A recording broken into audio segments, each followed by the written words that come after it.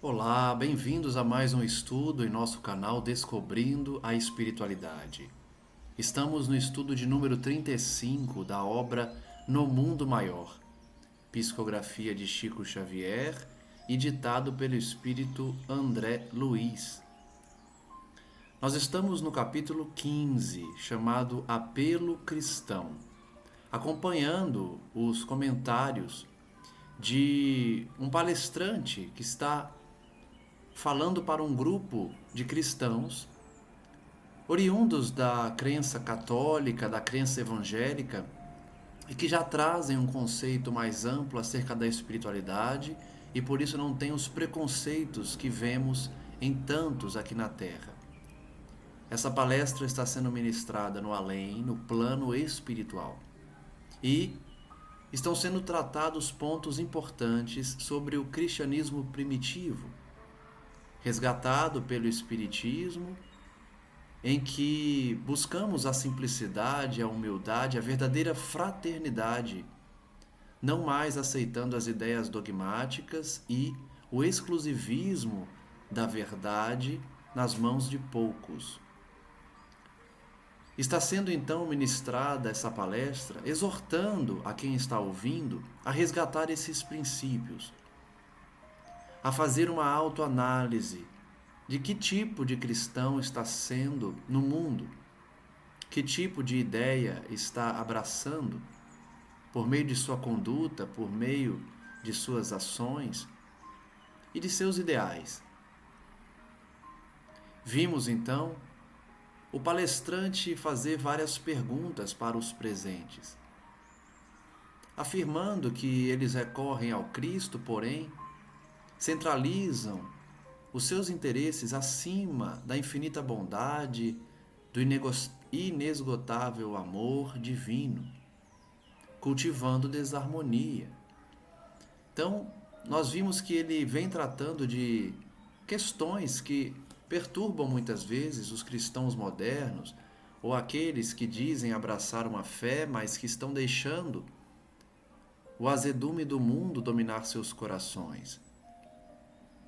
A reflexão, portanto, está sendo no sentido de despertamento, a fim de que os cristãos possam, de fato, abraçar o cristianismo verdadeiro, não se preocupando com seus interesses pessoais, com seus desejos, com suas paixões, mas sim buscando Cristo verdadeiramente.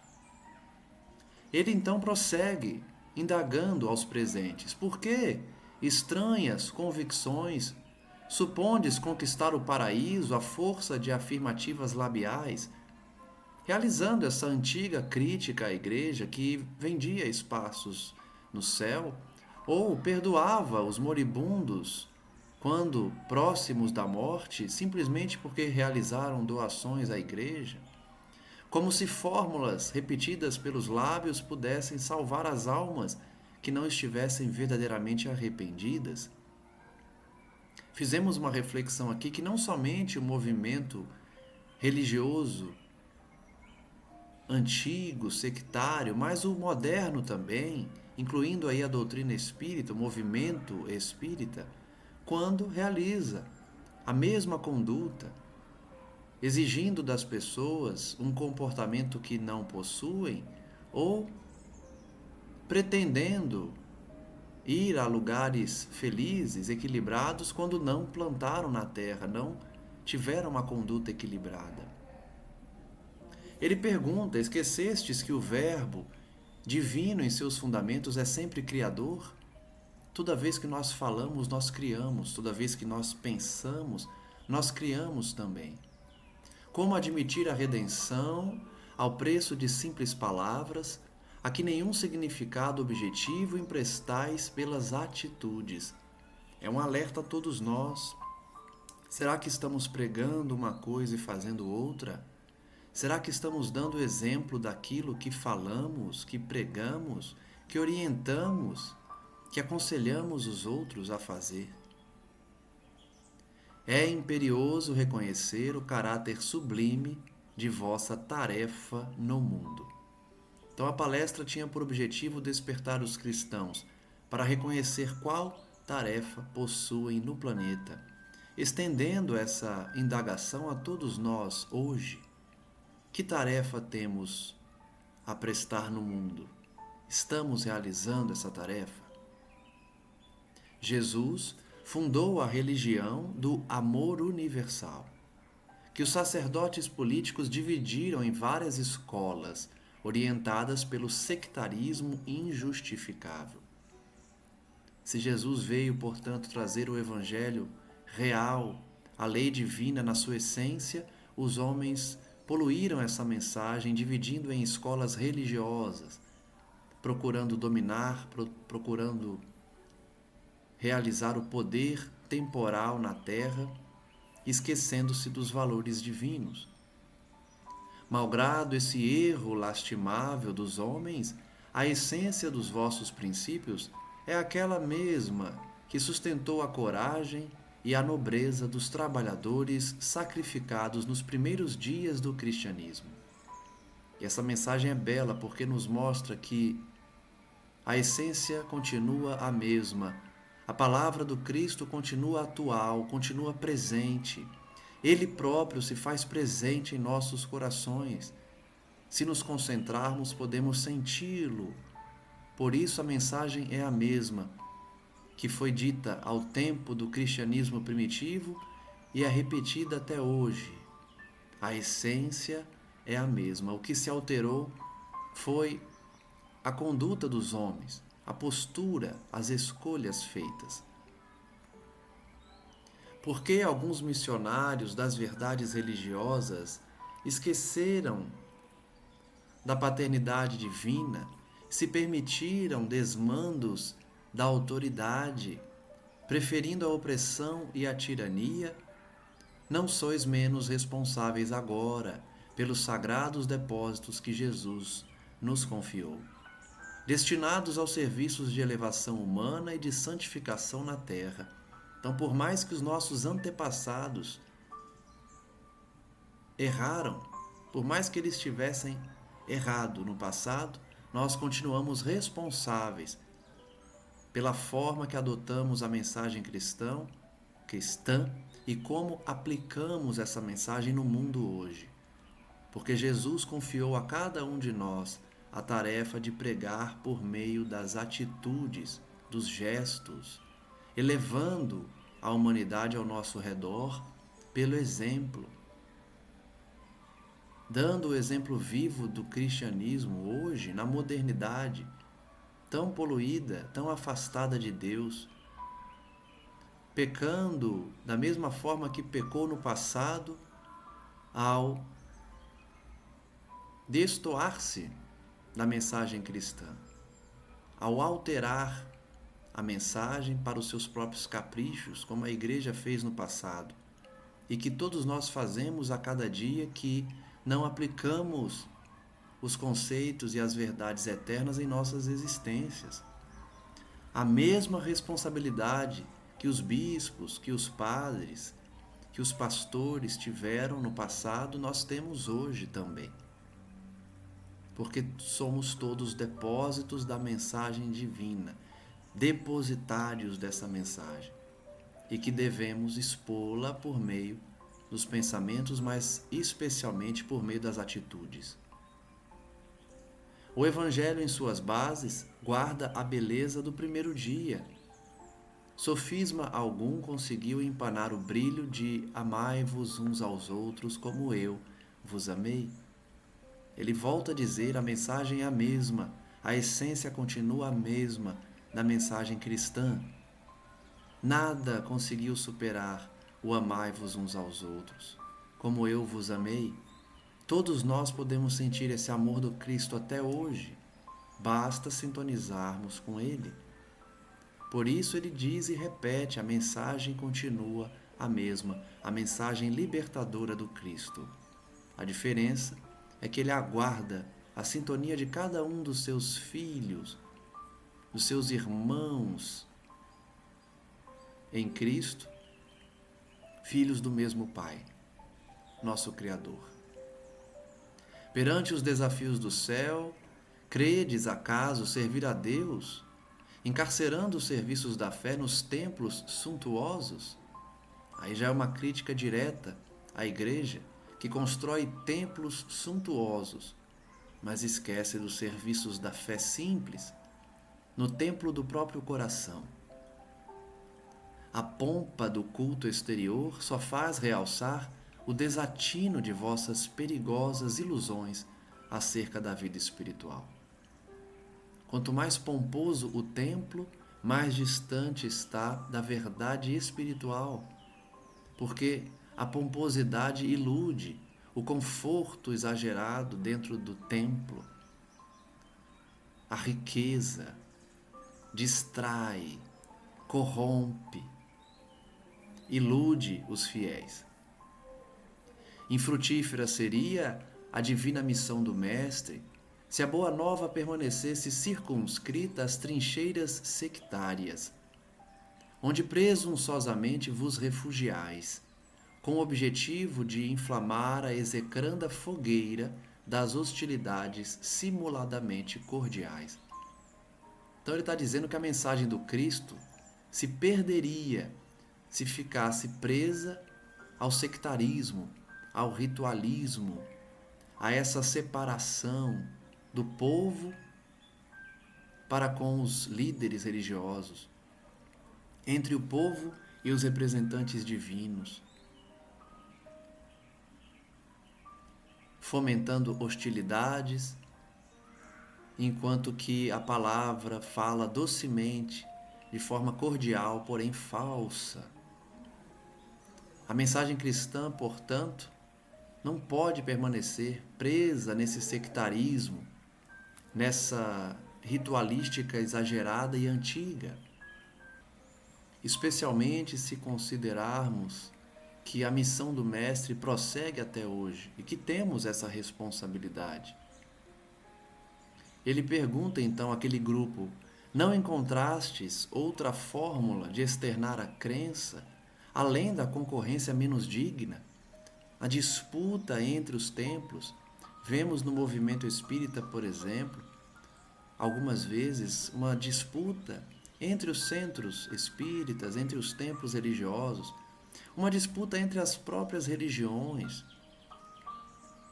Será que precisamos externar nossa crença, buscando essa divisão, essa concorrência?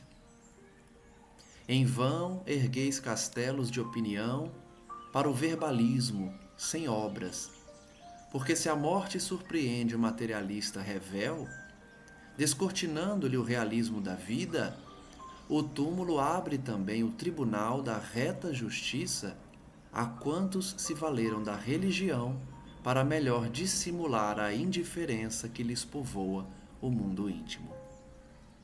Essa frase é forte, criticando o verbalismo sem obras, falar, falar, falar e nada fazer. Igualando o materialista revel, ou seja, o materialista que nada fez durante a vida em favor dos outros, nada construiu para o seu espírito, aquele que usa a religião para simular os seus sentimentos reais. Então ele diz, haverá justiça não só para o materialista revel, o materialista que não cumpriu seus deveres, mas também para o religioso que usou a crença para se beneficiar, disfarçando a indiferença que reina no seu coração, a falta de empatia, a falta de compromisso com Cristo. O mesmo tribunal da consciência julgará os dois, tanto quem não acredita e nada fez, quanto quem crê, mas usa da crença para dominar. Não julgueis, esteja a fé consagrada ao menor esforço. Quantos pensam assim? Quantos acham que apenas porque abraçam uma fé já cumprem o que é necessário? Lê do engano. Muitos estão se enganando dessa forma. Não basta crer, não basta abraçar uma religião, não basta dizer sou cristão, não basta o verbalismo. Quantos pensam que o menor esforço já garante o espaço no céu, o lugarzinho no paraíso? Apenas porque vai à igreja, apenas porque vai ao templo, mas em casa, no trabalho, nada faz como verdadeiro cristão. Muitos se iludem que a fé exige apenas o mínimo esforço. Como ocorre com a ciência, a religião tem o seu trabalho específico no mundo. Tanto ciência quanto religião têm funções no mundo. A ciência para trazer o conforto, a tecnologia, a cura das doenças, o avanço intelectual. E a religião ser esse refrigério para as almas, essa esperança no futuro, essa orientação para a vida verdadeira, esclarecendo e despertando os homens. Força equilibrante do pensamento, seus servidores são chamados a colaborar na harmonia da mente humana. O objetivo da religião, portanto, é harmonizar as mentes humanas, falando das verdades eternas. Na atuação da fé positiva reside a força reguladora das paixões, dos impulsos irresistíveis da animalidade, de que todos emergimos no processo evolucionário que nos preside a existência. Vejam, outra função da fé: educar nossos instintos, nossas paixões, regular essa força. A fé tem esse papel também de equilibrar os impulsos para que não nos comportemos como animais, meramente guiados pelo instinto, mas sim pela fé raciocinada, pelo livre-arbítrio bem conduzido, saindo da animalidade de que todos surgimos, todos viemos, porque realizamos a nossa passagem também pelos reinos da animalidade, quando estávamos ainda construindo o princípio inteligente que derivaria o espírito imortal, após a mão divina agir sobre nós. Por isso, a religião também tem essa função de auxiliar os homens a regular a força das paixões, educar essas paixões direcionando para o bem, para a criação e não para o desequilíbrio. Jesus, por isso, não confinou seus ensinamentos ao círculo estreito dos templos de pedra. Os ensinamentos de Jesus, portanto, não estão fechados num templo de pedra. Reverenciou, em verdade, os monumentos que recordassem os lugares santos da oração, consagrados às manifestações superiores do Espírito. Um dia, todos os templos religiosos serão assim, locais de oração, locais onde os Espíritos se dirigem para manifestar a adoração a Deus. É para isso que o templo serve. O templo não deve ser suntuoso, rico, confortável em excesso, cheio de riquezas e mordomias. O templo deve estimular a adoração, a manifestação superior dos espíritos. Entretanto, a palavra e a atitude do Cristo não se cristalizou nas atitudes adorativas. Viveu conquistando amigos para o reino do céu. Então, outra lição da obra é que o templo não serve apenas para adorar, para manifestar o intelecto e a adoração, mas também nós temos que ir além, fazendo amigos, ou seja, exercendo a caridade, a fraternidade, como Jesus fez.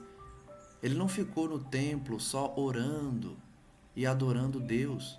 Ele foi para a prática, realizando curas, esclarecendo a humanidade, fazendo os homens e mulheres pensarem sobre Deus, além de enfrentar o sectarismo religioso, o dogmatismo cego. Tudo isso Jesus fez, por isso é chamado de revolucionário, trazendo as verdades imutáveis, infinitas, irrevogáveis das leis divinas. Ele prossegue, Jesus não impôs aos seus seguidores normas rígidas de ação, pedia-lhes amor e entendimento, fé sincera e bom ânimo para os serviços edificantes. Então vejam, quando eu digo que a gente precisa imitar o Cristo, são nessas coisas também. Ao falarmos de religião, não fazer exigências exageradas para os crentes, para os seguidores, e sim estimular a fé sincera, o bom ânimo, que não perdessem a esperança, a boa vontade nos serviços que precisam ser feitos, estimulando o bom pensamento, o amor, o entendimento entre quem crê e quem não crê também.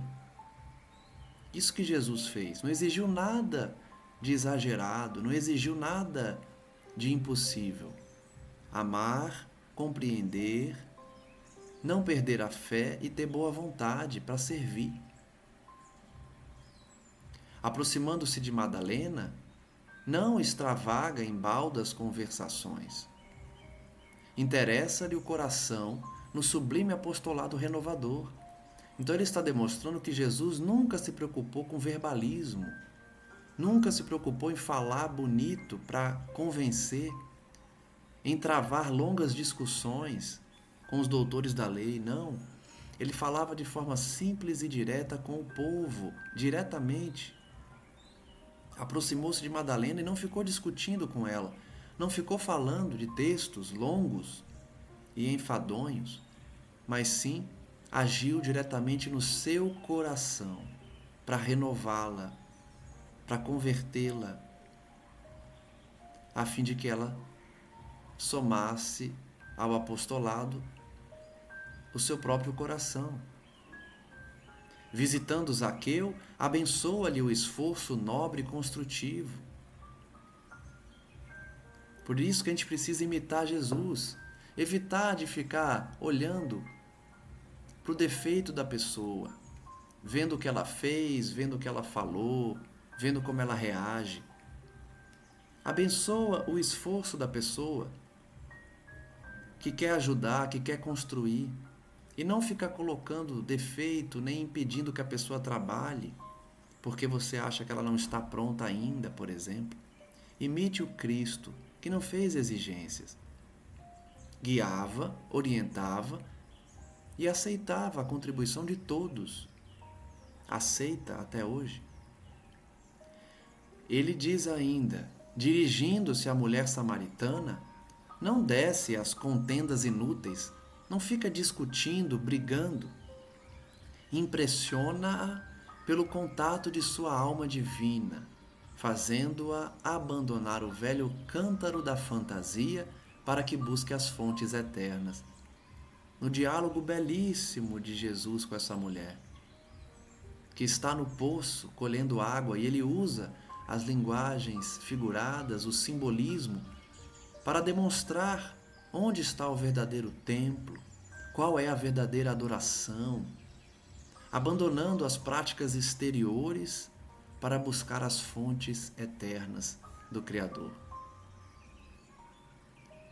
Jesus, convivendo com cegos e leprosos, loucos e doentes de todos os matizes, exemplificou a vida social, baseada na fraternidade mais pura e nos mais elevados estímulos à santificação. Mais um exemplo do Cristo que precisa ser seguido.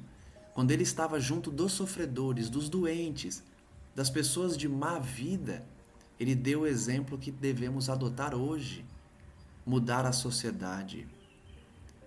Com base na fraternidade, amparar os doentes, os caídos, os chamados pecadores, os que estão distantes de Deus, ampará-los pela bandeira da fraternidade. Essa é outra conduta que poucos imitam. Ter fraternidade para com os doentes do mundo, com os alienados mentais, com os deficientes e especialmente com os caídos morais. Por fim, imolado na cruz, seus 2 últimos companheiros eram ladrões confessos, aos quais não hesitou dirigir a palavra fraterna inflamada de amor. Até o último momento, Cristo serviu, Cristo demonstrou a fraternidade real, dirigindo a palavra fraterna enquanto estava preso à cruz, com o corpo quase em frangalhos, quase esgotado, dando o último suspiro na terra, pregou para os ladrões que também estavam crucificados. Como invocar-lhe o nome para justificar os desvarios da separação por motivos de fé? Isso a gente consegue ver claramente, no erro em que incidiu a igreja quando perseguiu em nome de Cristo, quando assassinou em nome de Jesus, quando queimou, quando perseguiu. Como invocar o nome de Jesus para perseguir, para cometer desvarios, quando ele somente pregou o amor? Como esperar desculpas no serviço, quando falamos que estou com dor de cabeça, estou cansado, tenho minhas coisas para resolver, e não vai servir, quando Jesus, mesmo preso numa cruz, continuou servindo, continuou amparando. Ele que mais precisava de amparo no momento da crucificação, amparou os ladrões crucificados ao lado dele. Quando Jesus dá esse exemplo, como a gente pode hoje negar o serviço, dar 1000 desculpas? Nenhum de nós está carregando uma cruz de madeira pesada pelas ruas, enquanto leva chibatadas, cusparadas e agressões. Nenhum de nós está preso numa cruz,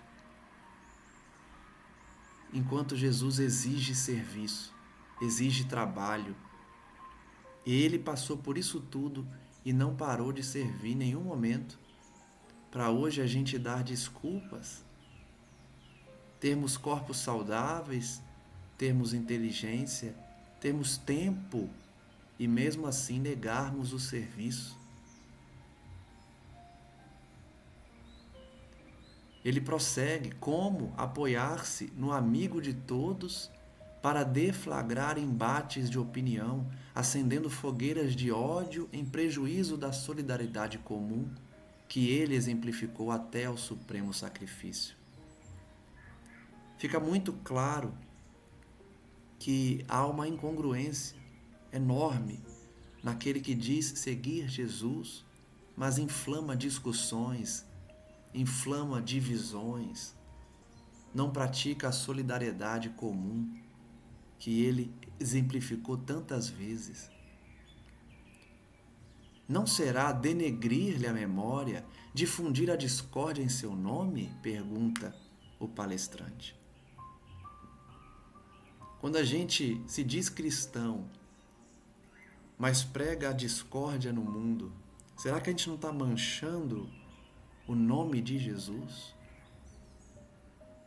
É uma reflexão a todos os cristãos, porque há muitos que dizem adorar, que dizem Senhor, Senhor, como o próprio Cristo profetizou. Vão à igreja, vão ao centro espírita, vão aos templos religiosos e clamam, e adoram, e louvam, mas em casa, no trabalho,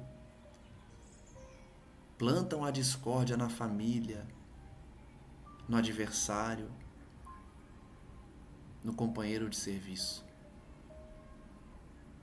Quantos têm ao redor do pescoço uma imagem da cruz, carregando junto ao corpo o símbolo da presença de Cristo na terra, do sacrifício dele por nós. E mesmo assim agem como animais, como descrentes, pior muitas vezes que pessoas sem religião. É um alerta sempre presente no mundo, que a gente não precisa e não deve evitar de falar, porque é algo que precisa ser dito para muitos que têm uma conduta totalmente contrária ao que prega, ao que ensina. E aqui eu repito, não estou fazendo acusações, não é? Estamos refletindo sobre o conteúdo do livro, que está fazendo esses alertas. E nós todos incidimos nesse erro, eu me incluo nisso. Quantas vezes não agi como deveria, como falo aqui para vocês, como comento nas obras? Faz parte, nós somos imperfeitos, mas o importante é a gente de fato refletir sobre o que falamos aqui e fazer o máximo para continuarmos no caminho correto, naquilo que acreditamos e aprendemos.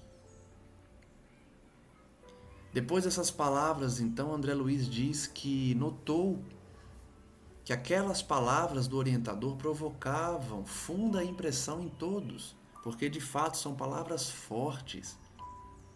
A maioria dos ouvintes chorava em comoção irrepressível, sentindo-se tocada pelo juízo celeste. Essa é a função da palavra, daquele que prega, daquele que tem a função de falar do Evangelho. É despertar os corações. Quantos ali naquela reunião foram tocados por essa palavra porque estavam em erro, estavam fazendo exatamente o que ele levantou ali. Se diziam cristãos, mas não tinham a conduta cristã verdadeira. Eusébio, que mantinha presa a atenção geral, prosseguiu impávido. Não se vos reclama a transferência do depósito espiritual da crença veneranda, ou seja, eu não estou pedindo para vocês se converterem ao espiritismo, por exemplo, porque lembrem-se que ele está palestrando para evangélicos e católicos. Ele está dizendo, eu não estou pedindo para vocês mudarem de religião. Em todos os setores onde a sementeira do Cristo desabrocha, é possível honrar a divina lei. Olha que bonita essa forma de falar, que Deus está em todas as religiões. Em todos os setores onde a sementeira do Cristo desabrocha, é possível honrar a divina lei. Onde a sementeira do Cristo desabrocha. Então, nas religiões que pregam as verdades eternas, que pregam o cristianismo. Ainda que não se denominem cristãs, mas se falam no amor, se falam na solidariedade, estão falando de Cristo também. Gravando-lhe os parágrafos sublimes no coração. É isso que importa. Já falamos quantas vezes aqui que religião é rótulo, que não importa para os espíritos, não importa a religião adotada. Não faz diferença nenhuma quando chegamos do outro lado. Quantos abraçam religiões achando que já estão salvos apenas por isso? Apenas porque já afirma em voz alta que é evangélico, que é católico, que é espírita, acha que só por isso já está reservado um lugar no céu, no paraíso, na colônia espiritual, nosso lar. O que se pede do vosso espírito de crença é o aproveitamento das bênçãos celestiais esparzidas sobre vós em caudalosas correntes de luz. Então, a única coisa que Jesus pede de nós é aproveitar essa torrente de luz que recebemos. Aproveitar as bênçãos do céu. Como que a gente aproveita as bênçãos? Aplicando-as, distribuindo-as em favor de todos, não guardando as bênçãos para nós apenas. Não limiteis, portanto, a demonstração da confiança no Altíssimo aos cerimoniais do culto externo. O mesmo alerta que Cristo fez aos fariseus: abandonem o culto externo, que importa o que entra pela boca, vale mais o que sai do coração. O que importa se a cura foi feita num sábado? Abandona os cultos exteriores, o apego à letra. É o mesmo alerta que Cristo fez à época. Eusébio está fazendo. Esquece o culto externo, os cerimoniais. Pode fazer a cerimônia no simbolismo de adoração a Deus, não tem problema. Mas não ache que somente a cerimônia é suficiente, somente o culto exterior basta. Não, é preciso ir além. O culto exterior é uma representação, é um simbolismo para o que deve estar verdadeiramente no coração. De nada adianta realizar o ritual se o coração está contaminado, não está convencido verdadeiramente daquela simbologia que representa a pureza, que representa a ligação com o divino, que representa a interação do encarnado com o desencarnado. São rituais que representam ideais que devem estar primeiro nos corações. Varrei a indiferença que vos enregela as basílicas suntuosas. Porque muitas vezes os templos de pedra são riquíssimos, suntuosos, mas cheios de indiferença. Mendigos dormem às portas das igrejas, não são acolhidos. Doentes buscam orientação, buscam socorro. E a igreja riquíssima, o centro espírita também, não realiza o trabalho social necessário, o trabalho fraterno, se preocupando com o número de pessoas que frequentam, se vai conseguir pagar a luz do ar-condicionado, a energia, a conta de água, preocupados com o interior dos centros, com reforma, com piso, com sistema de som, enquanto quem precisa está sendo relegado à ausência de fraternidade. Convertamo-nos em verdadeiros irmãos uns dos outros, transformemos a igreja no doce lar da família cristã, quaisquer que sejam as nossas interpretações. Vejam que ele usa o termo igreja para falar dos templos todos, independente de religião, independente da interpretação dada à mensagem divina, seja ela interpretação católica, interpretação evangélica, interpretação muçulmana, interpretação espírita, não importa que o templo seja um lugar da família cristã. Esqueçamos a falsa afirmativa de que os tempos apostólicos passaram para sempre. É falso dizer, o tempo do Cristo já passou, dos primeiros apóstolos, do cristianismo primitivo, já foi, isso já aconteceu. Não, está até hoje presente. Com a mesma essência, com a mesma mensagem edificante e libertadora, é a mesma mensagem que precisa ser abraçada pelo mundo. Cada aprendiz do Evangelho guarda na própria vida um reduto destinado ao culto vivo do Divino Mestre, perante o qual escoa a multidão dos necessitados todos os dias. Olha só, cada um de nós, cada um daquele que diz sou cristão, que diz seguir Jesus, tem um templo vivo dentro de si, que realiza esse culto diariamente, de adoração, de contato, de ligação com o Divino Mestre, para atender os necessitados. O objetivo dessa ligação com Jesus é para atender os sofredores, não é para o nosso interesse, não é para nossa satisfação pessoal, para dizer, tenho uma conexão com Cristo. Tá, e aí? E depois de se conectar com Ele? O que você faz com essas bênçãos recebidas? É essa a pergunta que ele fez, que deixou muitos chorando ali.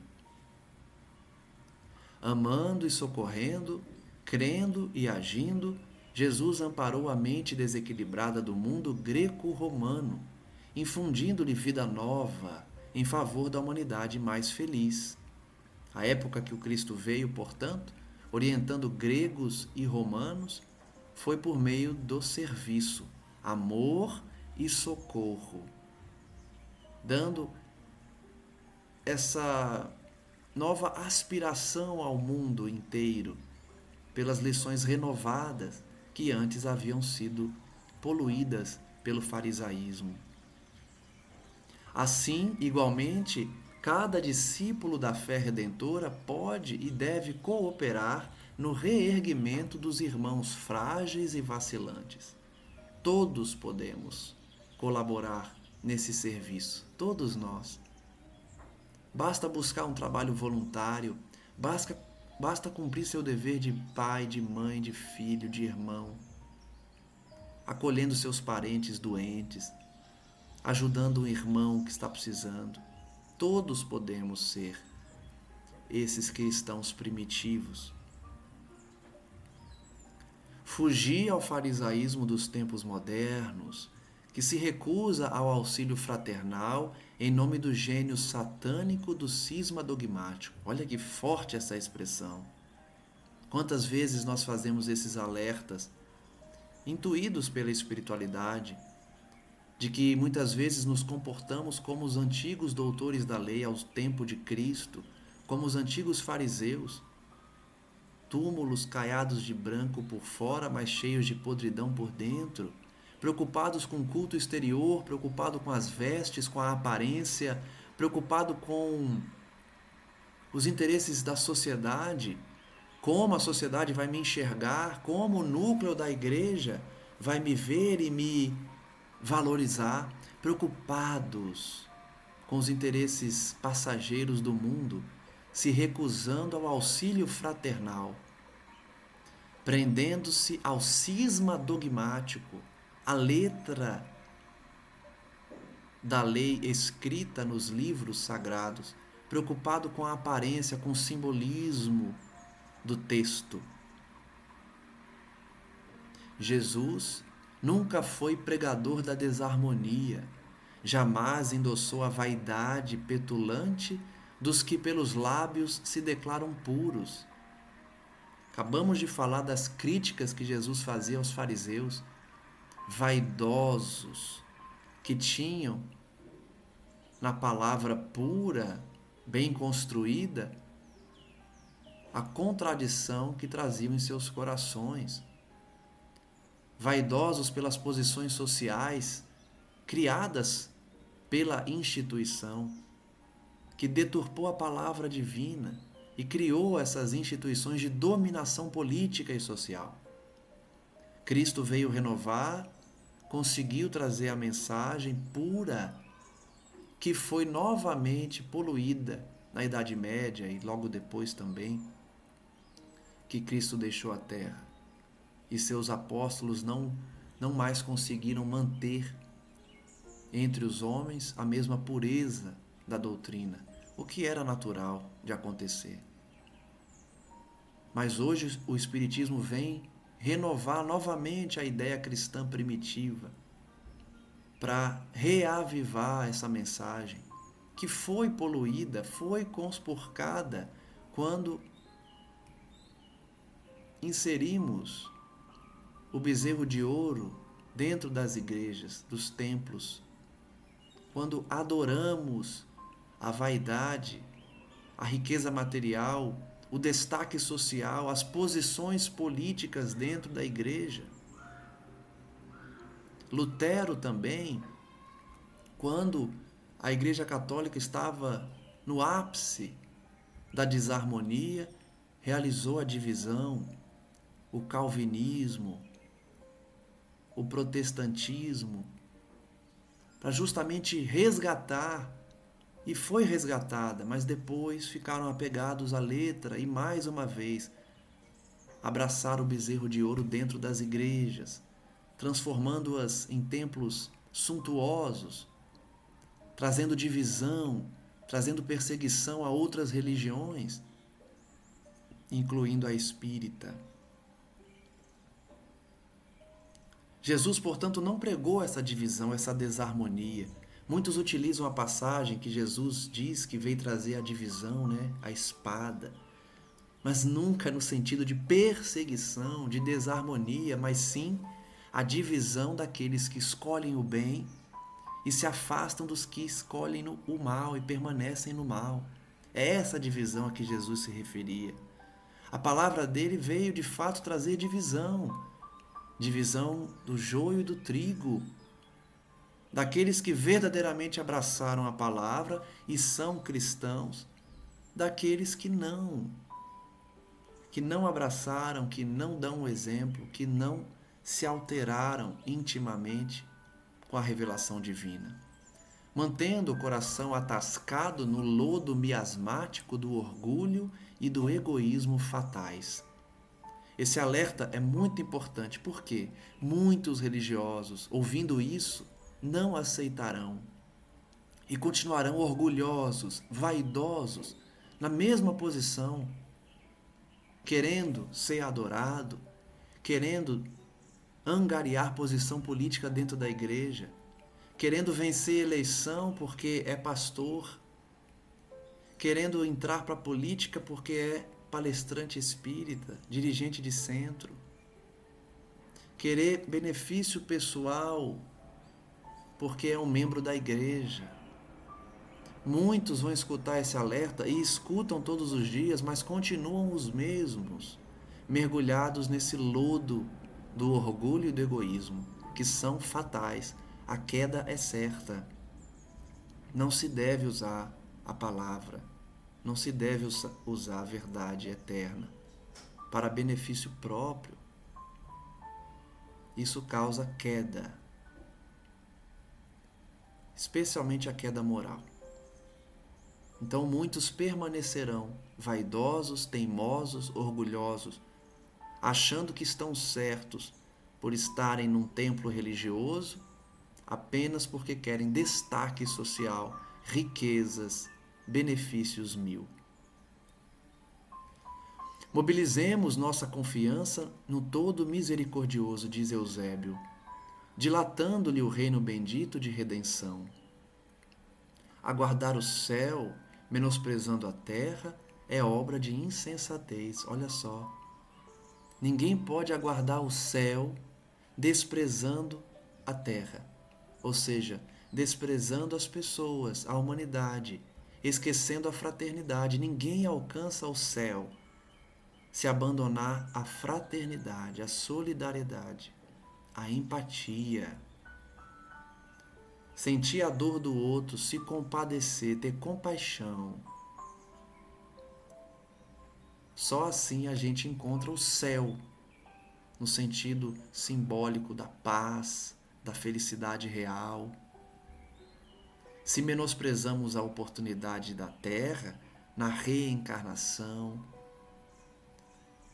naquele doente que cruza nosso caminho, nas oportunidades que surgem em nossa existência, nós não conquistaremos o céu, porque desprezaremos a terra, e isso é ser insensato.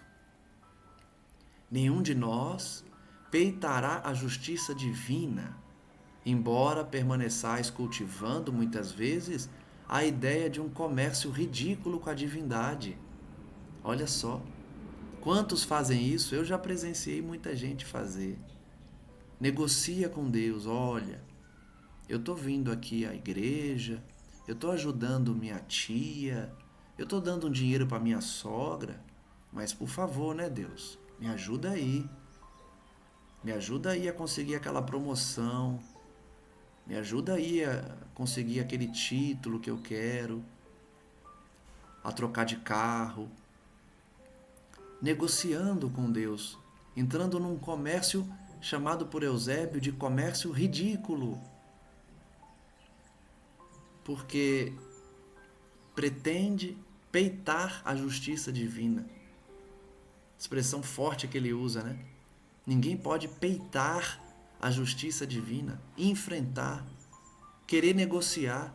Já falamos aqui, Deus não tem preferidos, não tem privilegiados. Não adianta fazer como faz aqui no Brasil, né? O jeitinho brasileiro. Querer conversar. Espera aí, Deus, senta aí, vamos conversar.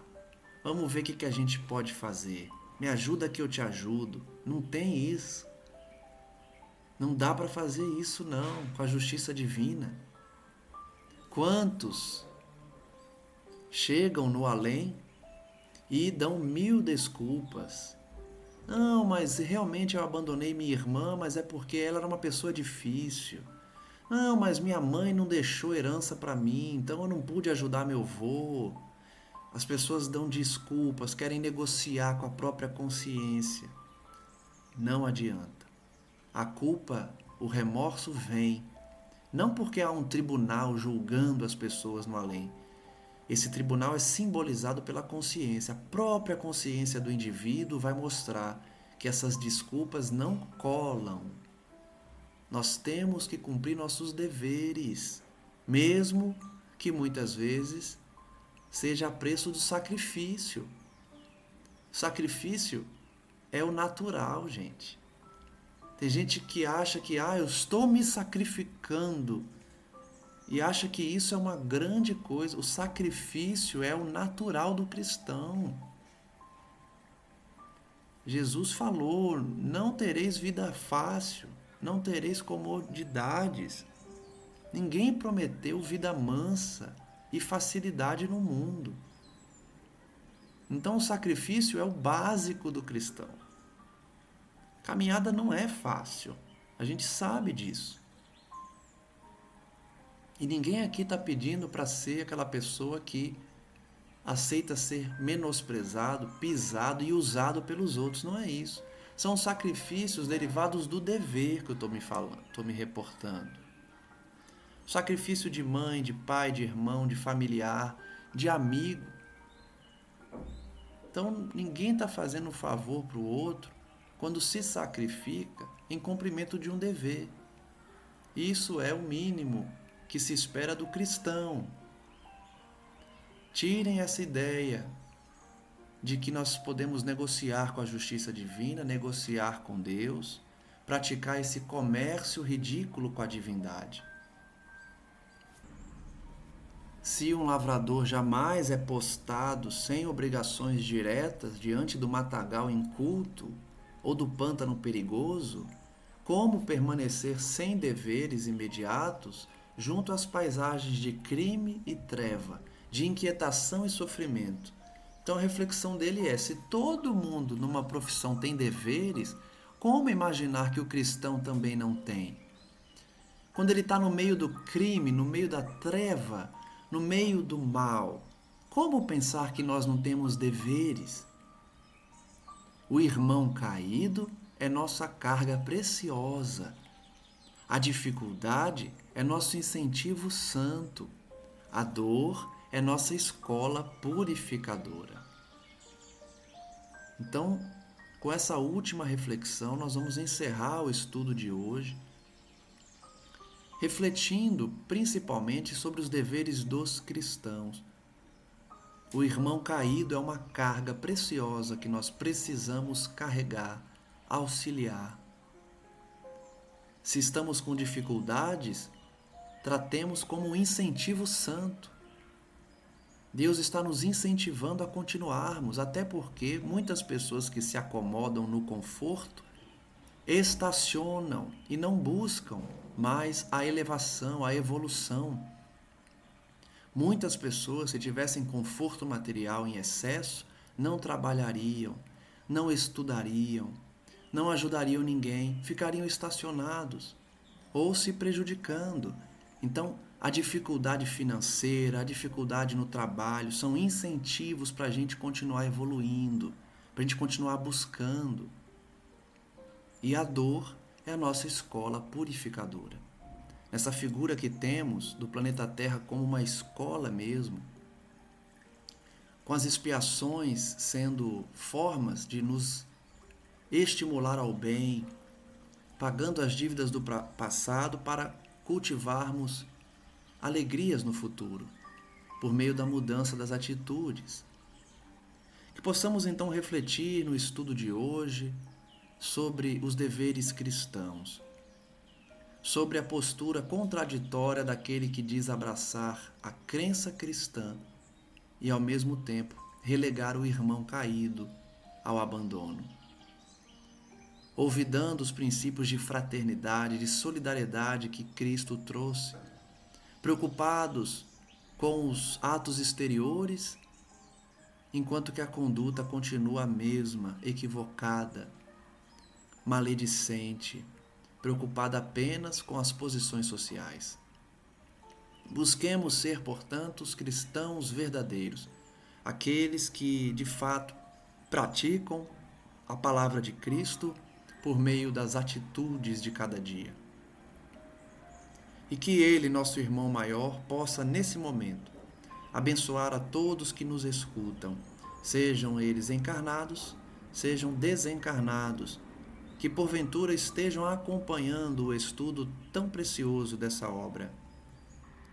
Pedimos, amigo, que a tua luz continue a nos envolver, a nos abençoar a cada dia, envolvendo toda a terra criada por ti e amparada até hoje, nesse momento de transição, de transformação por que passa. Que possamos refletir sobre as mensagens recebidas, sobre os comentários da obra e que essa inspiração abra nossa mente para absorvermos o ensinamento precioso do Evangelho cristão. Que a nossa referência, Jesus Cristo, esteja em nossas atitudes e pensamentos e que, uma vez abandonados os prazeres mundanos, as práticas infelizes e desequilibradas, possamos manter uma vibração de elevação, de oração, de paz, de harmonia, a fim de recebermos as instruções dos espíritos superiores. Que essa paz possa alcançar os que estão precisando de reequilíbrio íntimo, os que estão pensando em suicídio, em cometer crimes, em voltar ao vício. Que esses irmãos possam receber o ânimo necessário para prosseguirem no caminho do bem e do equilíbrio. E que nós todos juntos possamos caminhar, um estimulando o outro a permanecer no caminho, a permanecer no bom serviço, reformando-nos intimamente, praticando o bem e cumprindo nossos deveres. Graças damos a Ti, Senhor, hoje e sempre. E que Maria Santíssima, Rainha do Teu reino, prossiga envolvendo toda a terra com seu manto sagrado, enviando os seus emissários, seus servidores, os seus servos, para tratar daqueles mais caídos, viciados e criminosos, a fim de que possam, enquanto há tempo, arrependerem-se e buscarem a palavra do Senhor, que salva, que abençoa e que levanta os caídos. Que a paz de nosso Senhor Jesus Cristo envolva toda a terra e levante a todos que estão caídos, presos ao lamaçal do erro, da vaidade, do orgulho e do egoísmo. Graças damos, mestre amigo, hoje e sempre, e que assim seja. Um forte abraço a todos e até o próximo estudo.